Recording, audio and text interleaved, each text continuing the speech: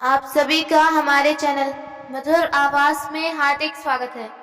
अगर आपको हमारी कहानी अच्छी लगे तो चैनल को लाइक शेयर करना ना भूलें। क्या हुआ जब एक बुजुर्ग पिता रामलाल की आत्मा धरती पर वापस आई, ये देखने के लिए कि उनके बिना उनके परिवार का क्या हाल है। 65 वर्षीय रामलाल जी सिर्फ एक व्यापारी नहीं बल्कि अपनी मेहनत से खड़ी की गई सल्तनत के बादशाह थे।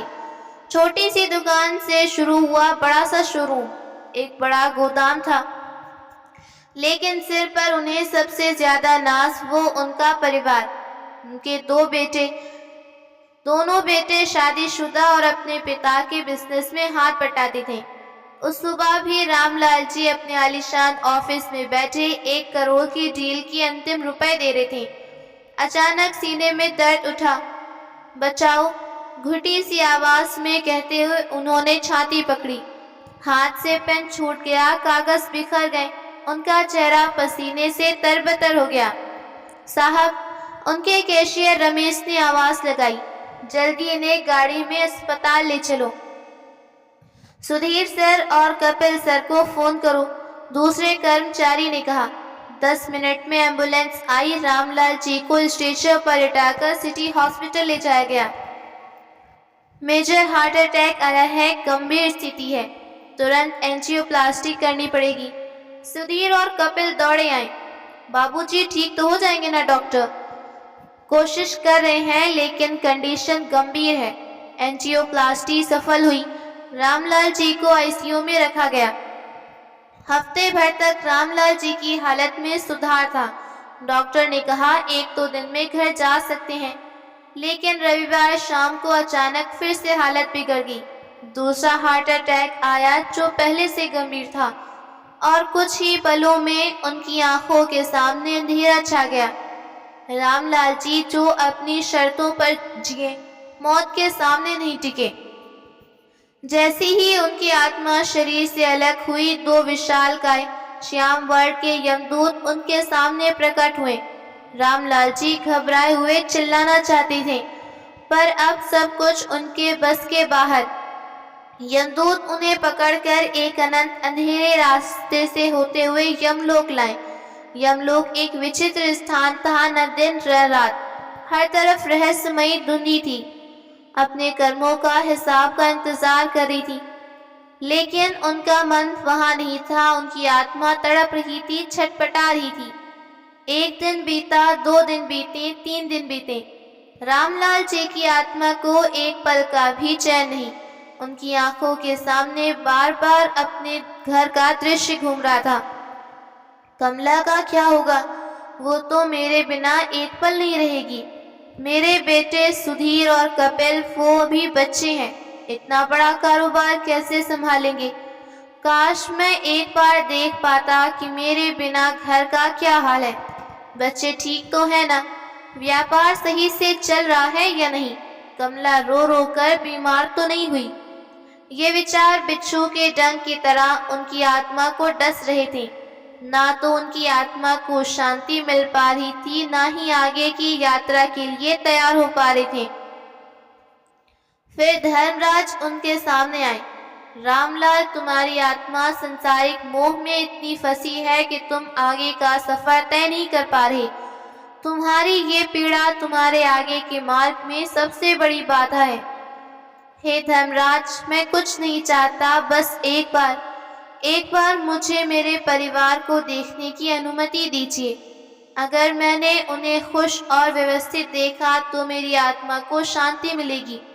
मैं वचन देता हूँ, उसके बाद मैं कोई मोह नहीं रखूंगा।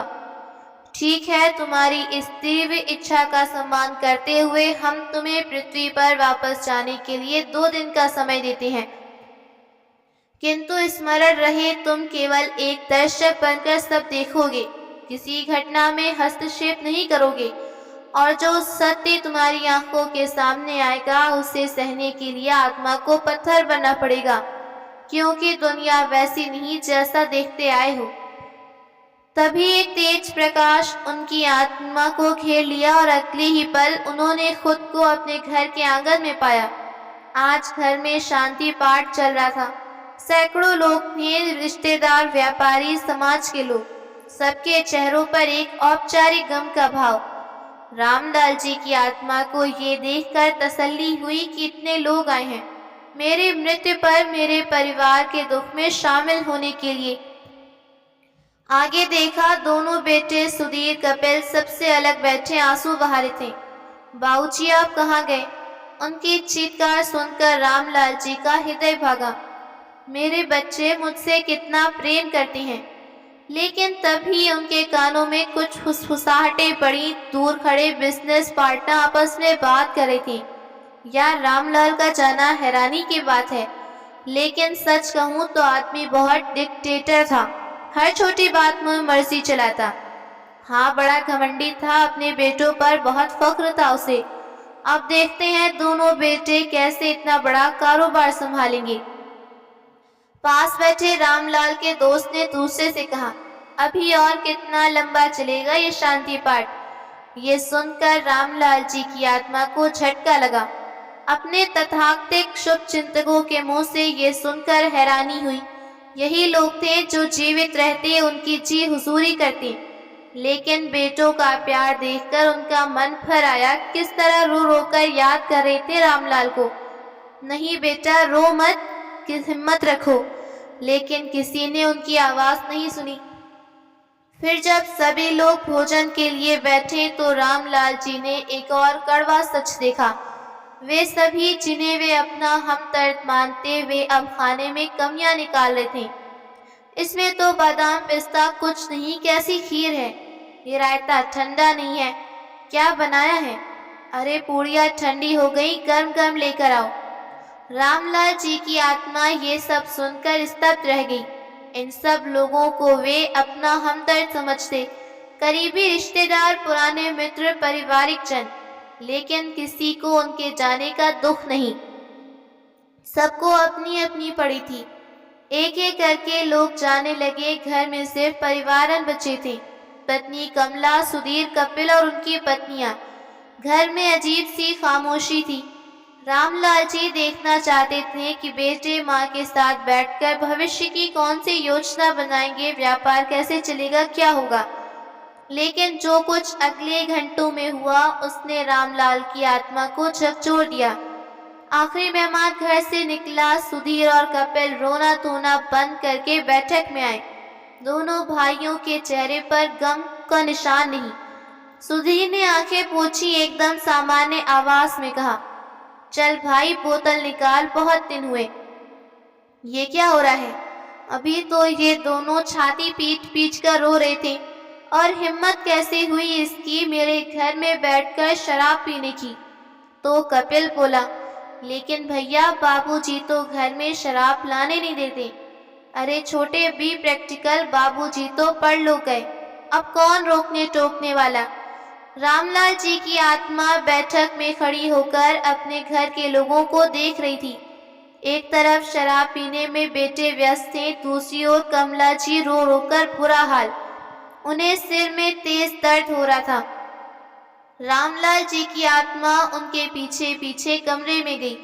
कमला जी दीवार पर लगी रामलाल जी की तस्वीर देखने लगी। आप कहाँ चले गए मुझे इस मझधार में अकेला छोड़कर? अब मैं कैसे संभालूंगी? रामलाल जी का मन अपनी पत्नी की ये हालत देखकर तड़प उठा। वो उनका हाथ पकड़कर उन्हें दिलासा देना चाहते थे, लेकिन उन्होंने कमला जी का हाथ थामने की कोशिश की। उनका हाथ कमला जी के आर पार हुआ। तभी देखा कि दोनों बहुएं कमरे की तरफ आ रही थी। रामलाल जी को लगा, चलो कम से कम बहुएं तो अपनी सास को संभालेंगी। लेकिन उसी समय बड़ी बहू सपना अपनी सास के पास आकर बोली, हे भगवान, अब बस भी करो माँ जी, कितना रोगी। जो होना था हो गया, अब क्यों घर में मनहूसियत फैला रही हो। सुनते ही रामलाल की आत्मा हक्की बक्की रही। छोटी बहू कविता ने कहा, हाँ माँ, अब ये रोना धोना बंद करो। अपनी बात कहते हुए कविता ने चारों ओर नजर दौड़ाई, जैसे कोई प्रॉपर्टी डीलर मकान देख रहा हो। ये कमरा सबसे बड़ा है, इसमें बड़ी सी बालकनी और अटैच्ड बाथरूम था। इस कमरे पर कविता की बहुत सी नजर थी। सपना ने मुस्कुराकर अपने शब्दों में मिश्री घोलते हुए कहा, माँ जी वैसे अब अकेली हैं, आपको इतने बड़े कमरे की क्या जरूरत, आपका सामान भी ज्यादा नहीं। कमला कुछ समझ पाती उससे पहले कविता ने अपनी जिठानी की आवाज भरी, भाभी जरा इधर आना, बच्चों के लिए बड़े कमरे की जरूरत ही ना, ये कमरा ठीक है, माँ जी का सामान स्टोर रूम में रख देंगे। वो कमरा घर का सबसे छोटा और अंधेरा कमरा था। वहां मुश्किल से एक पलंग और छोटी सी अलमारी आ सकती थी। कमला ने कांपते हुए कहा, लेकिन बेटा ये कमरा तुम्हारे बाबूजी की यादें हैं। कविता ने बेरुखी से जवाब दिया, माँ जी यादें दिल में होती हैं, बच्चों को एक बड़े कमरे की जरूरत है, वे भी तो बड़े हो रहे हैं। सुधीर और कपिल चुपचाप देख रहे थे, जैसे उन्हें कोई फर्क नहीं। रामलाल की आत्मा तड़प हो गई, ये क्या हो रहा है, मेरी पत्नी को मेरे घर में नौकर की तरह छोटे कमरे में भेजा जा रहा है। आधे घंटे के अंदर घर के नौकरों ने कमला का सामान उस छोटे कमरे में रखा। रामलाल जी का बड़ा पलंग, उनकी आराम कुर्सी, दीवार पर लगी तस्वीर को ऐसे हटाया जा रहा था जैसे कबाड़ हो। कमला आंखों के आंसू अब सूख चुके थे, उनकी जगह अजीब सी शून्यता ने ली। रामलाल जी की आत्मा चिल्लाना चाहती थी, रुक जाओ, ये मेरा घर है, मेरी पत्नी के सामान को कोई हाथ नहीं लगाएगा। लेकिन उसकी आवाज किसी तक नहीं पहुंची। जब कमला को छोटे कमरे में भेजा तो चारों लोग बैठक में आकर बैठे। माहौल में सिर्फ मतलब की बातें। तभी बाहर बैठक से आने वाली आवाजें सुनकर रामलाल की आत्मा बाहर आई। सुधीर ने चर्चा शुरू की, अब 13वीं की बातें करते हैं, कैसे करना है। भाई बाबूजी का शहर में नाम था, 13वीं शानदार होनी चाहिए और खाना अच्छा देना, हलवा पूरी सब्जी रोटी, फिर तो कम से कम 2 लाख का खर्च आएगा। सुधीर ने कहा, और पुरोहित की दक्षिणा दान पुण्य कुल मिलाकर 2.5 लाख। 2.5 लाख, कविता ने हैरानी से बोला, कम से कम 1000 लोगों का खाना रखा जाएगा ना। ये सुनकर सपना बिगड़ गई। 1000 लोग, आप लोगों को अंदाजा भी है कितना खर्चा होगा। बाबूजी के जाने पर पहले ही इतना पैसा पानी की तरह बह चुका है। इसी बीच उसका फोन बजा। वो उठकर कोने में गई, माँ से बात करने लगी। हाँ माँ, अभी नहीं सोए हैं हम लोग। क्या बताऊं माँ, ये तो एक नया तमाशा हो गया। अब 13वीं पर लाखों रुपए खर्च करने की बात हो रही है। ससुर जी तो जाते जाते भी हमारा बेड़ा कर कर गए। पहली बीमारी पर खर्चा, फिर चौथे पर, और अब ये। सुनकर रामलाल की आत्मा को झटका लगा। मैंने अपनी जिंदगी भर इनके लिए पैसे जोड़े और ये आज बेड़ा गर्क कर रहा हूं मैं। सपना अभी बोल रही थी, माँ मैंने देवर देवरानी से कहा है। हाँ माँ, मैं अभी बात करती हूँ, इतना खर्च करने की क्या जरूरत है, सादा सा प्रोग्राम करके निपटाते हैं। फोन रखकर वो बोली, सुनिए सब लोग, मैं एक प्रैक्टिकल बात करना चाहती हूँ। सुधीर ने पूछा, क्या बात है। देखिए, आप लोग 13वीं के लिए 2.5 लाख का बजट बना रहे हैं, लेकिन मुझे लगता है इतना खर्च करने की जरूरत नहीं। कविता समर्थन में बोली, हाँ भाभी सही कह रही हैं। सपना ने आगे कहा, हम 30-40 हजार में आराम से काम चला सकते हैं, दान दक्षिणा करने की जरूरत नहीं और सादा खाना रखेंगे। लेकिन लोग क्या कहेंगे, सुधीर ने कहा। कपिल ने कहा, अरे भाई लोग तो कुछ भी कहेंगे, हमें अपना देखना चाहिए, बेवजह पैसा बर्बाद करने की क्या जरूरत। सपना ने अंतिम प्रस्ताव रखा, खर्च भी आपस में बराबर बराबर करेंगे। 15 से 20 हजार सुधीर, 20 हजार देवर जी, कम से कम बराबरी से खर्च हो। 13वीं का बजट 2.5 लाख से हटकर 40 हजार हुआ। रामलाल जी की आत्मा उन्हीं के बीच बैठी इत्मीनान से तमाशा देख रही थी। 13वीं का बजट कम करने के बाद घर में शांति पसरी, जो किसी तूफान से पहले की खामोशी थी।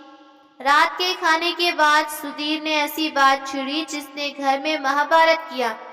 देख कपिल, अब हमें प्रैक्टिकल होना होगा। अब ये सोचना है कि बिजनेस को आगे कैसे चलाना है। कपिल चौंक गया। उसने तुरंत जवाब दिया, आगे कैसे चलाना है मतलब? जैसे चल रहा था वैसे चलेगा। सुधीर की पत्नी सपना बीच में बोली, ऐसे कैसे चलेगा? आपके बाबूजी हर फैसला खुद लेते। अब जिम्मेदारी बराबर की है तो फैसले लेने का हक बराबर है, इसलिए बिजनेस का बंटवारा हो जाना चाहिए। सुधीर ने कहा, सपना ठीक कह रही है, साथ में बिजनेस करने से रोज रोज झगड़े होंगे, इससे अच्छा अलग अलग हो जाए। इस बात पर कपिल बोला, अच्छी बात है, जितना जल्दी हो सके संपत्ति का बंटवारा करने में ही भलाई है। रामलाल जी ये सुनकर हैरान थे। ये उनके वही बेटे थे जिनके लिए पूरी जिंदगी खपा दी। वे उनकी चिंता की आग ठंडी होने से पहले संपत्ति की बंटवारा करने की बात कर रही थी। सुधीर ने अकड़ कर कहा, देख कपिल, 2 शोरूम है, मैं बड़ा हूँ इसलिए बड़ा वाला शोरूम मैं लूंगा। बाबूजी के साथ मैंने ज्यादा मेहनत की है। ये सुनते ही कपिल बोला, क्या मतलब है आपका? ज्यादा हक बनता है। अरे बाबूजी की नजर में हम दोनों बराबर थे। अगर तू शोरूम में बैठता था तो मैं गोदाम और सप्लाई का सारा काम देखता। बड़ा शोरूम मुझे मिलेगा। भाइयों की आवाज आसमान छूने लगी। सुधीर की पत्नी बोली, देवर जी अपने भाई से जबान लड़ा रहे हैं, वो बड़े हैं, उनका सम्मान कीजिए। कविता कपिल की पत्नी कहाँ चुप रहने वाली थी। सम्मान का मतलब ये नहीं कि हक छोड़ दें, जब बेटे हैं तो हक बराबर है। दोनों भाइयों के बीच की बहस चीख पुकार में बदल गई। तूने हमेशा बाबूजी के कान भरे, तू हमेशा चोर था, हिसाब में गड़बड़ करता था। कमला जी बाहर आई। उनकी आंखों में हैरानी थी। कांपती आवाज में कहा, ये क्या कर रहे हो तुम लोग? तुम्हारे बाबूजी की आत्मा को क्या शांति मिलेगी ये सब देखकर? सपना ने बेशर्मी से जवाब दिया, शांति तो तब मिलेगी जब घर में पैसों का हिसाब सही से होगा। आप अपने लाडले छोटे को समझाइए कि वो ढंग से बंटवारे के लिए तैयार हो। छोटी बहू कविता पीछे नहीं रही। हाँ माँ जी, आप बड़े भैया को समझाइए कि हमें दबाने की कोशिश न करे, बंटवारा बराबर होगा। कमला जी दोनों को देखकर मूर्ति हो गईं। उन्हें विश्वास नहीं हो रहा था कि ये वही घर है जिसे उन्होंने अपनी खून पसीने से सींचा। उधर रामलाल जी की आत्मा तड़प रही थी। उनका मन कर रहा था जोर का थप्पड़ कपिल के गाल पर चढ़े और सुधीर को डांट कर चुप कराएं। वो बहुओं को घर से निकाल देना चाहते थे, लेकिन वो एक अदृश्य दर्शक थे। अब लड़ाई भाइयों से ज्यादा बहुओं के बीच थी। दोनों एक दूसरे पर ऐसी टूटी जैसे दुश्मन हो। अचानक कपिल ने हथियार डाल दिए। ठीक है भाई, उसने गहरी सांस ली। आप ही रख लो बड़ा शोरूम, मैं छोटा रखूंगा। ये सुनते ही सब हैरान हो गए। कविता अपने पति को घूरने लगी। ये क्या कह रहे हैं आप? हम अपना हक क्यों छोड़ें? कपिल की आंखों में कविता को चुप रहने का इशारा किया। उसके चेहरे पर कुटिल मुस्कान थी जिसे कोई नहीं समझ पाया। सुधीर और सपना को लगा कि उन्होंने बाजी मारी। घर के 2 हिस्से होंगे ये भी तय कर लिया गया। हालांकि किसी ने इस बात का विचार नहीं किया कि माँ को कौन रखेगा। रामलाल जी खुद से बोले, अच्छा ही किया मैंने, जो असली चाबी मैंने अपनी पत्नी के हाथ में दी। मैंने अपनी वसीयत में साफ लिखा था कि मेरे बाद हर चीज की मालकिन कमला होगी। वे चाहे तो बाद में बच्चों में बांटें। जमीन जायदाद का एक पैसा नहीं मिलने वाला। मेरी कमला समझदार है। चलो बेटा, अब तुम्हारी माँ तुम्हें औकात दिखाएगी। लेकिन थोड़ी ही देर में उनके सामने का दृश्य उनकी आत्मा सन रह गई।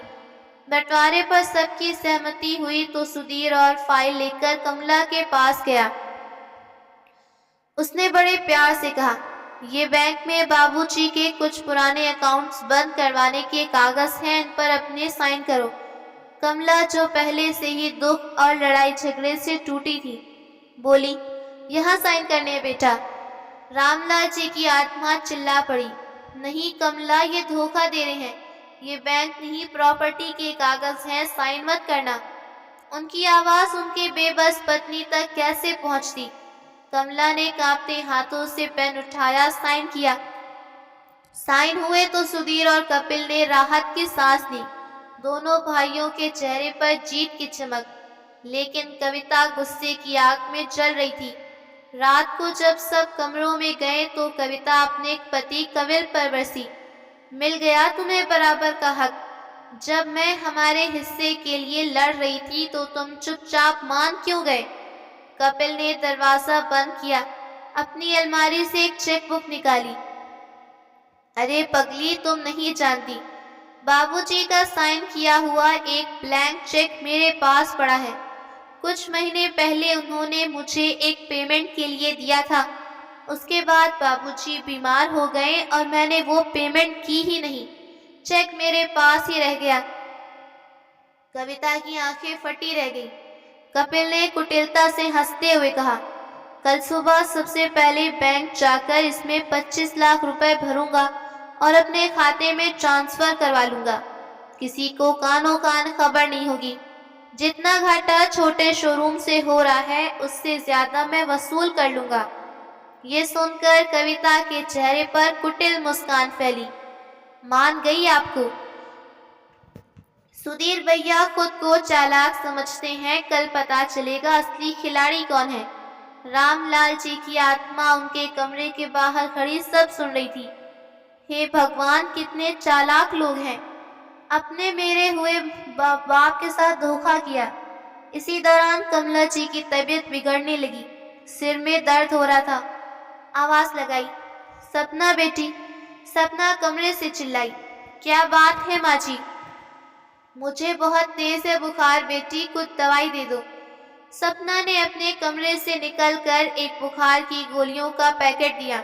पानी के साथ खा लीजिएगा बेटा, लगता है डॉक्टर को दिखाना पड़ेगा। कविता ने भी कमरे से जवाब दिया, माँ जी कल देखेंगे, रात हो गई है। रामलाल जी की आत्मा तड़प उठी। ये वही कमला थी जिसने सबके लिए रात गुजारी। आज इसके लिए कोई सुध नहीं। रात भर कमला को सिर दर्द रहा, लेकिन किसी ने उसकी हालत देखने तक जहमत नहीं उठाई। अगली सुबह कमला की हालत बिगड़ गई, उल्टियां होने लगी। कमजोरी के मारे वो खड़ी नहीं हो पा रही थी। सुधीर, कपिल, उन्होंने धीमी आवाज में कहा, लेकिन किसी ने नहीं सुना। कमला छोटे कमरे में अकेली पड़ी रह गई। ये क्या हो रहा है? मेरी कमला, मेरी पत्नी बीमार है।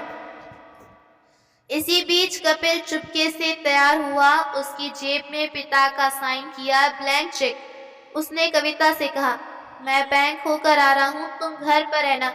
कितने पैसे निकलवाओगे? जितने भी खाते में हैं सब। 25-30 लाख के करीब होंगे। कविता खुशी से फुदकी। कपिल चुपचाप घर से निकला, बैंक पहुंचा, चेक पर 25 लाख रुपए की रकम भरी, बैंक में चेक दे दिया। कुछ ही देर में पूरे 25 लाख बैंक खाते में ट्रांसफर। सुधीर भैया, तुम समझते हो कि तुम बहुत चालाक हो। असली खिलाड़ी तो मैं हूँ। उस समय कपिल ये बात भूल गया कि कच्ची गोलियां उसके बड़े भाई ने नहीं खेली थी। बाबूजी का मोबाइल फोन सुधीर के पास था और उस फोन पर बैंक के सारे मैसेज आते थे। कितने पैसे निकाले गए, कितने जमा हुए।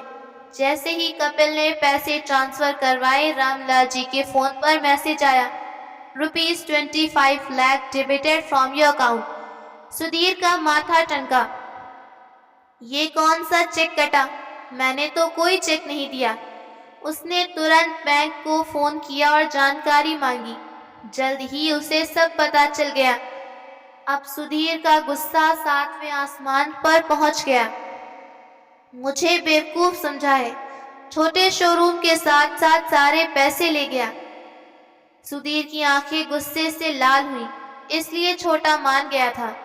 जब कपिल घर आया तो सुधीर रास्ते में खड़ा हुआ। कहाँ गया था? कपिल घबरा गया। कहीं नहीं, बस ऐसे ही। सुधीर ने फोन कपिल के मुंह के सामने किया। ये क्या है? सुधीर चिल्लाया। तू क्या समझा था मेरे साथ गेम खेलेगा और मुझे पता भी नहीं चलेगा? भाई वो एक शब्द मत बोलना। सुधीर ने कपिल का कॉलर पकड़ा। अपने ही बाप के अकाउंट में चोरी करते तुझे शर्म नहीं आई? चोरी नहीं की मैंने। कपिल भी चिल्लाने लगा। मेरा भी हक है उन पैसों पर। तेरा हक है। हिस्सा भी सिर्फ प्रॉपर्टी में तय हुआ है, बैंक में नहीं। इस बात पर दोनों भाइयों में हाथापाई शुरू हुई। सुधीर ने कपिल को 2 थप्पड़ मारे। कपिल भी बदले में लात मारने लगा। तूने दुकान का बड़ा हिस्सा लिया, अब पैसे भी नहीं दे सकता। ये देखकर सपना कविता आई। सपना चिल्लाई, चोर कहीं का अपने भाई को धोखा देता है। अरे तुम्हारे पति ने कौन सा दूध का धुला है? बड़े शोरूम पर कब्जा किया तब शर्म नहीं आई? मेरी सास बनने की कोशिश मत कर। तेरे पति ने चोरी की है। और तुम्हारे पति ने क्या किया है? बाप के मरते ही सारी जायदाद हड़पने की कोशिश की। घर के अंदर एक महाभारत चल रहा था। गालियां, बददुआएं और नफरत भरा जहर उगला जा रहा था। रामलाल की आत्मा ये देखकर महसूस हुआ कि यदि आज वे जिंदा होते तो ये नजारा देखकर मर जाते। उनका घर जिसे प्यार से बनाया आज युद्ध का मैदान था। उनके बेटे बहुएं खून के प्यासे थे। ये उनके जीवन का भयानक दृश्य था। उनकी आत्मा का दूसरा दिन खत्म होने वाला था। अपने परिवार को इस हाल में छोड़कर जाने वाले थे। लड़ाई के दौरान कमला लड़खड़ाते कदमों से चलकर कमरे से दरवाजे तक आई। उसकी हालत गंभीर हुई, लेकिन किसी को परवाह नहीं थी। वो वहीं दरवाजे की चौखट पर बैठ गई। रामलाल जी की आत्मा अपनी पत्नी को इस हाल में देखकर रो रही थी। बेटों को लड़ते देखकर और भी दुखी हो रही थी। दोनों बेटे एक दूसरे पर लात घूंसे चला रहे थे। मैं तुझे जान से मार दूंगा, सुधीर चिल्लाया। तूने मेरे बाप के पैसे चुराए हैं। तेरा बाप? वो मेरा भी बाप था। कपिल ने जवाबी हमला किया। तूने पूरी जायदाद हड़प ली, तब तुझे शर्म नहीं आई? सपना कविता एक दूसरे के बाल नोच रही थी। उनके मुंह से नफरत का जहर था। चोर की बीवी, और तू क्या है? डाकू की बीवी, कविता ने पलट कर कहा। पड़ोसी दरवाजे से देख रहे थे। रामलाल जी का प्रतिष्ठित घर आज तमाशे का अड्डा था। रामलाल की आंखों से आंसू बह रहे थे। वो चीखना चाहते थे, बस करो मूर्खों, जिसके लिए लड़ रहे हो वो सब यही रहेगा। अपनी माँ को देखो किस हाल में है, कोई कविता को संभालो। लेकिन उसकी आवाज किसी तक नहीं पहुंची, पूरी तरह से लाचार थी। हे यमराज, मुझे यहाँ आना ही नहीं चाहिए था। इससे अच्छा तो मैं यमलोक में तड़पता रहता। अपनी आंखों से अपने परिवार को इस तरह नरक में जलते देखना, ये कौन सी सजा है? उसने अपनी आंखें बंद की, जैसे इस भयानक दृश्य से बचना चाहता हो। तभी अपने कंधे पर शांत ठंडा स्पर्श महसूस किया। उसके सामने कमला खड़ी थी। चेहरे पर कोई दर्द नहीं, कोई शिकन नहीं, एक अजीब सी शांति। उसने रामलाल की तरफ देखा। चलिए। रामलाल जी की हैरानी का ठिकाना न रहा। कमला, तुम मुझे देख सकती हो? ये कैसे संभव है? मैं तो एक आत्मा हूँ। कमला के होठों पर फीकी दर्द भरी मुस्कान आई। कुछ इशारा नहीं किया, नीचे इशारा किया। रामलाल की आत्मा ने नीचे की ओर देखा और जो मंजर देखा वो भयानक था। कमरे की चौखट पर कमला का मृत शरीर निढाल पड़ा था। उसकी आंखें खुली थीं और चेहरे पर पीड़ा के भाव की ज्यों के त्यों थे। रामलाल जी की आत्मा से एक मूक चीख निकली। ये नहीं हो सकता। उन्हें समझ आ गया, कमला भी अब एक आत्मा थी। वो इस दुनिया के दर्द और अकेलेपन से आजाद हो चुकी थी। लेकिन सबसे भयानक बात, कमला के कमरे से कुछ की फुट दूर उसके बेटे बहुएं लड़ रहे थे। मैं पुलिस को बुलाऊंगा, सुधीर चिल्ला रहा था।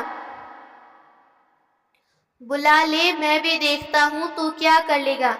कपिल दहाड़ उठा। उन्हें पता भी नहीं था कि अब उनकी माँ इस दुनिया में नहीं रही। रामलाल जी की आत्मा अपनी पत्नी के मृत शरीर को देखती और फिर अपने लड़ते बेटों को। उनकी लाचारी अपने चरम पर थी। अपनी पत्नी की लाश को छू भी नहीं सकते, सम्मान से उठा भी नहीं सकते। लड़ाई इतनी कि पड़ोसी घर के अंदर आए। ये क्या हो रहा है? आपस में क्यों लड़ रहे हो? दूसरे पड़ोसी की नजर कमला के शरीर पर। अरे भगवान, आंटी जी को क्या हुआ? सबकी लड़ाई रुकी। सुधीर, कपिल, सपना, कविता सभी कमला के शरीर की तरफ देखने लगे। माँ, सुधीर दौड़ कर गया। कपिल भी रोने लगा। कमला की आत्मा ने रामलाल का हाथ पकड़ा। इस नरक से हमारा कुछ नहीं बचा। दोनों आत्माएं आखिरी बार बच्चों को और फर्श पर पड़े उस बेजान शरीर को देखती हैं। तभी यमदूत प्रकट हुए। एक गहरी आवाज में कहा, देख लिया रामलाल, इंसान पैसे के पीछे कितना अंधा होता है कि जिंदा मुर्दा में फर्क नहीं। तुम्हारी पत्नी मर गई, लेकिन बेटों के लिए पैसा सब कुछ है। रामलाल की आंखों में कोई दुख नहीं, कोई पछतावा नहीं, सिर्फ एक गहरी शांति। वे दोनों एक साथ उस दिव्य प्रकाश की ओर बढ़े, इस दुनिया के स्वार्थ, लालच और धोखे से दूर। दोस्तों, ये कहानी नहीं, संसार का कड़वा सच है। पैसे का लालच इंसान को इस हद तक अंधा करता है जहां ना तो जिंदा रिश्तों की कद्र रहती है, ना मुर्दों का एहसास। रामलाल जी ने जिस घर को सांसों से सींचा, उसी घर में उनकी सांसों की कीमत कुछ कागज के टुकड़ों से कम थी। उनकी सबसे बड़ी भूल शायद थी कि बच्चों को अमीर बना दिया, पर इंसान ही बना पाए।